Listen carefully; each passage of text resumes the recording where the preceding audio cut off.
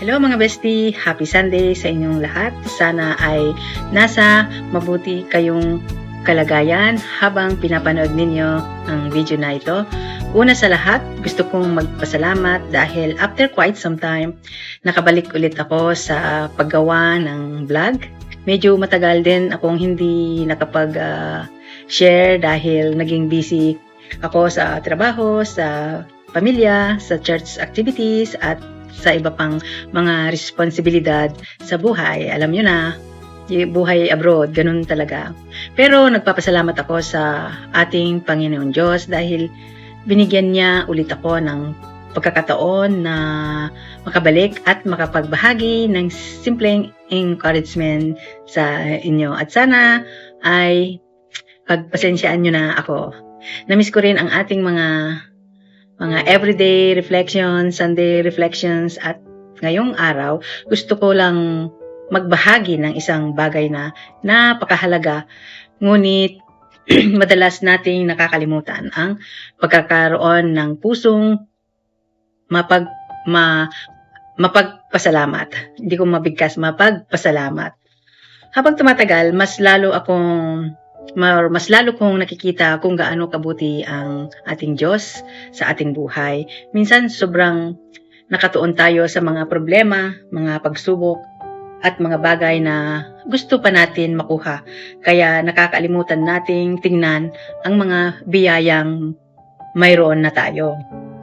So this week remind me once again of God's faithfulness sa kabila ng mga hamon at hindi inaasahang pangyayari sa buhay.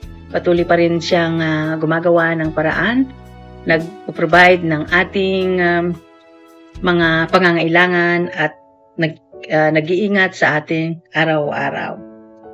Kapag tinitignan ko ang mga simpleng biyaya tulad ng pamilya, mga kaibigan, kalusugan, trabaho, church family, at kahit ang pagkakataong magising bawat umaga, wala talaga akong masabi kundi thank you Lord. Maraming salamat Lord. Yon. At alam niyo, ang isa sa pinakamagandang paraan para maipakita ang ating pasasalamat sa Panginoon ay hindi lang sa pamamagitan ng mga salita.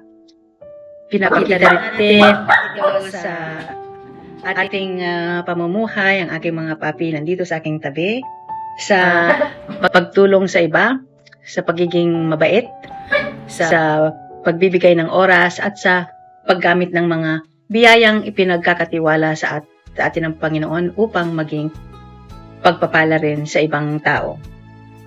Hindi natin kayang suklian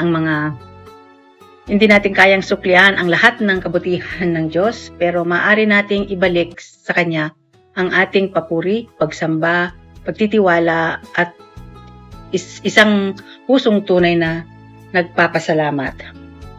Kaya ngayong Sunday, gusto ko kayong hikayatin na mag-pause o minto kahit sandali, maglaan ng oras para bilangin ang inyong mga blessings, alalahanin ang mga panalangin sinagot ng Panginoon Diyos, at pati na rin ang mga pagkakataong iningatan niya kayo, iningatan niya tayo kahit hindi natin namamalayan. Mga bestie, anuman ang pinagdadaanan ninyo ngayon, huwag kayong mawalan ng pag-asa. God is still in control. Siya ay mabuti, siya ay tapat, at hindi niya tayo kailanman iiwan.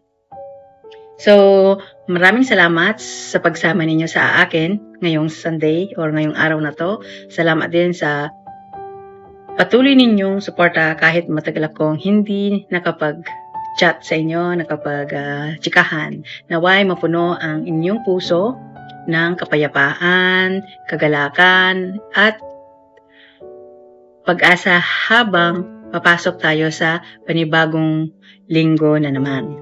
God bless you all mga bestie, and have a wonderful and blessed day sa inyong lahat. So give thanks to the Lord, for He is good, His love endures forever. Psalm 107:1.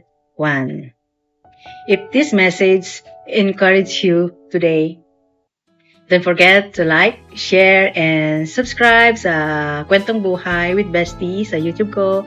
See you again on my next chikahan or vlog. Alright, God bless everyone. Maraming salamat again.